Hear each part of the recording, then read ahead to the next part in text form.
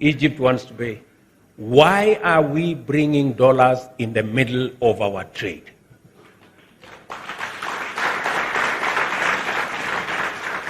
This is the question we should be asking ourselves. And in the process, all our business people are stranded. Egypt cannot pay for our tea because they are looking for dollars.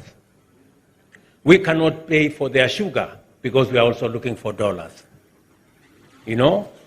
And this is I had a conversation with President Orama of the Afri-Exim Bank, and they have built a mechanism where all our traders can trade in the local currency, and we leave it to the Africa-Exim Bank to settle all the payments in local currency. We do not have to look for dollars. Our businessmen, our business people, our traders will concentrate on moving goods and services and leave the arduous task of currencies to Afri-Exim Bank.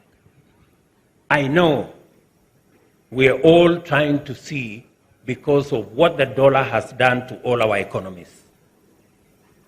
The dollar has moved from less than 1% in the US to about 5.2%. With that movement, and I am told it is the steepest rise in interest rates ever since the US established their mechanism. That steep rise has caused us unnecessary trouble.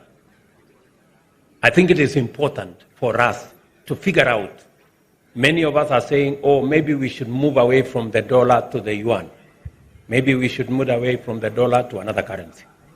I suggest that we have a mechanism where we can settle all our payments, whether between our countries or externally, using our local currencies, and we have a mechanism like the one that has been put up by the Afri-Exim to settle all that so that we don't have to be hostage to any one currency or the other.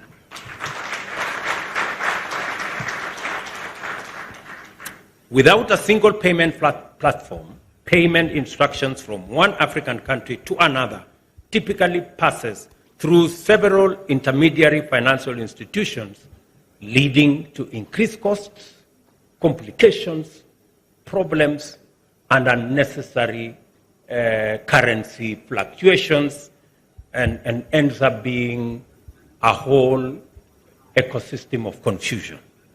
Additionally, the time has come to introduce Pan-African insurance agencies and other African institutions to opportunities in the FCFTA market. My brother Mekele, you have a job to do.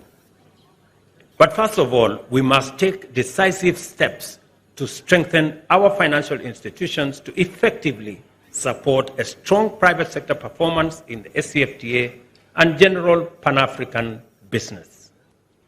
There is an ample body of best practice from successful regional integration experiences, like the Association of Southeast Asian Nations and the Southern Common Markets, which establishes that the full benefits of regional trade agreements can only be maximized when member states prioritize trade facilitation, especially the ease of cross-border activity. Non-tariff barriers distort investment dynamics and impede competitiveness. As a result, non-tariff barriers effectively undermine or even invalidate a free trade area. This is why we must take such barriers as weak transport and logistics capacity, customs-related delays, rules of origin, import bans and export restrictions, quotas and levies, technical barriers, import permits and licenses very seriously, because they ultimately reverse all the steps we try to make towards a free trade area. They may look small, they may look incremental, but their sum total amounts to a reversal of what we are all trying to achieve.